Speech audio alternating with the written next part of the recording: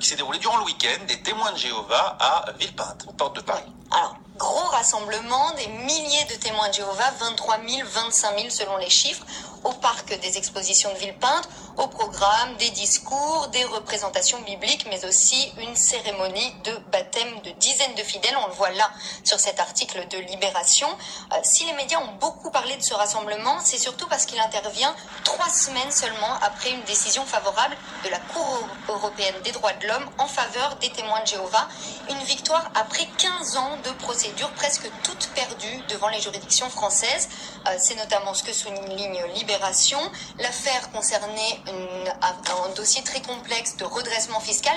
Mais ce qu'il faut retenir, c'est que la CEDH, pour la première fois, a admis que les témoins de Jéhovah ne sont pas une secte comme la France le retenait, mais bien une religion, une très bonne nouvelle pour les témoins de Jéhovah. Écoutez le président de la Fédération française.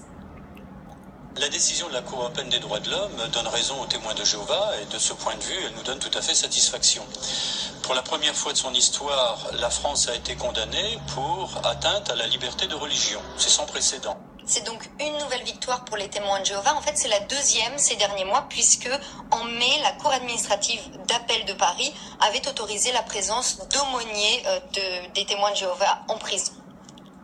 Pour autant, il faut ouvrir sa porte quand les témoins de Jéhovah frappent. Ça, c'est une autre question. Mais en tout cas, on est rassuré de savoir qu'il ne s'agit pas d'une secte et qu'effectivement, ils ont aujourd'hui, d'une certaine manière, pignon sur rue en France. Rien à voir avec un phénomène céleste ou paranormal, mais certains Bretons qui ont pu croire à une apparition divine la semaine dernière en Bretagne. Une météorite qui a traversé le ciel, c'était mardi dernier. Et depuis